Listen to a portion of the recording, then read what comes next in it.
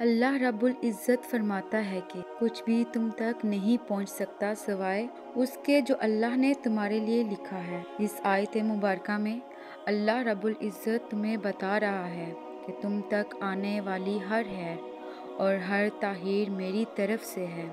یہ وسوسے اور یہ انتظار معجزوں سے پہلے ہونے والا امتحان ہے تمہارا، اس لیے کہ پہلے تمہیں وہ صبر سے روشناس کرواتا ہے،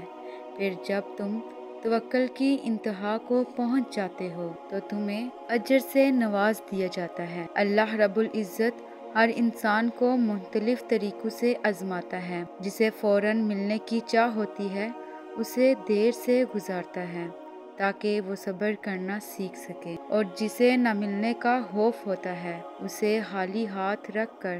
آزمایا جاتا ہے تاکہ وہ توکل کرنا سیکھ سکے۔ دیکھنا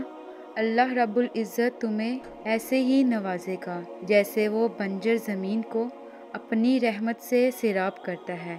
بالکل ویسے ہی وہ تمہارے صبر سے تڑپتے ہوئے دل کو مطمئن کر دے گا، جیسے بھوک کے بعد وہ تمہارے لیے رزق کا انتظام کرتا ہے، ویسے ہی وہ تمہارے لیے اس تکلیف کے بعد اپنی مدد اور آسانیاں لائے گا۔ آمین ثم آمین۔ اللہ رب العزت کی رضا کے لیے درد میں گزرا ہوا ہر لمحہ عبادت ہے، اور درد و غم کی کیفیت میں کی جانے والی عبادت اور ریاستیں میرا رب کبھی ضائع نہیں کرتا۔ بے شک